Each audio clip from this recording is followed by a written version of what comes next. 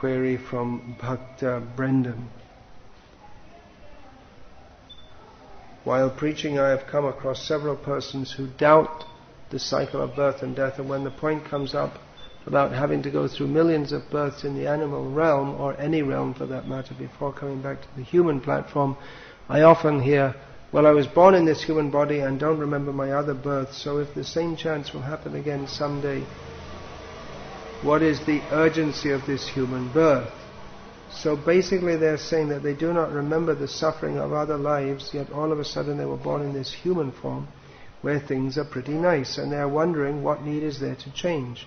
What does it matter if they take so many animal births as long as they don't remember, since one day they will just be back in a human form again? So I'm wondering how to defeat this argument. Point out that you may think it's very nice, but actually this world is a place of misery. You can't avoid birth, death, old age and disease. These are miserable. You have to die. It's miserable. There's no guarantee that you may think that you're very happy now, but at any moment you can be struck with some severe disease. You could be, not only can you be, but it's quite likely. There must be millions of people all over the world who are suffering severely from various diseases. Literally millions. So just see, this world is miserable. Of course, people who are bhoga ishvarya prasaktanam, who are attached to the illusion of enjoying this world, tayapahrita chetasam, their consciousness is covered,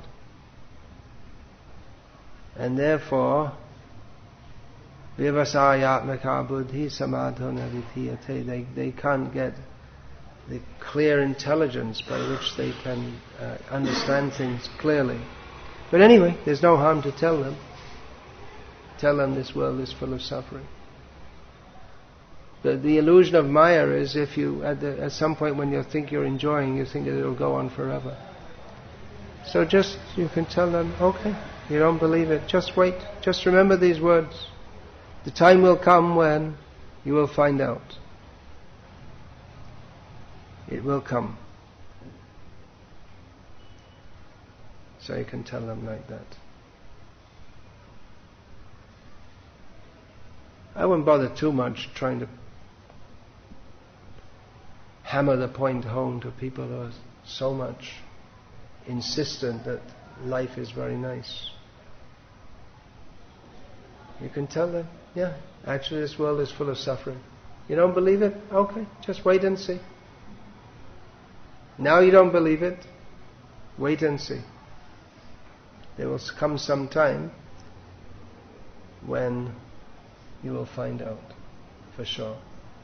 And then people, they're not feeling happy, they take some intoxication. It's from Bhakta Brendan, from the Western world.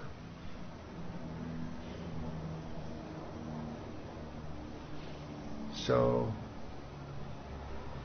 people, they find the world isn't as nice as they would like it to be, so in the West it's very common just to take some intoxication to make it seem how things are nice, to make it seem that life is nice. Well, you take some intoxication, and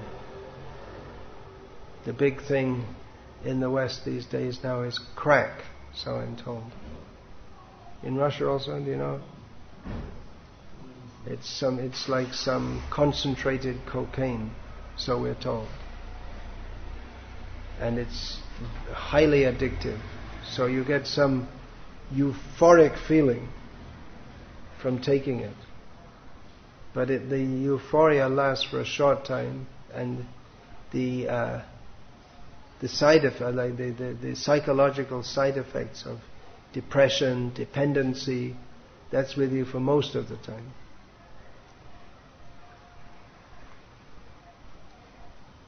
And people are, in the Western countries also, people are they're so much in this thing that we have to gratify our senses.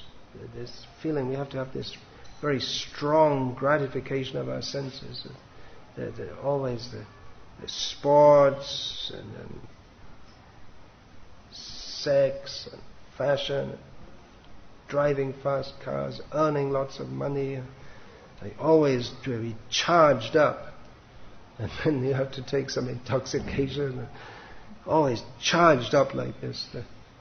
The idea that you can sit peacefully and be satisfied, there's no such idea in their culture whatsoever.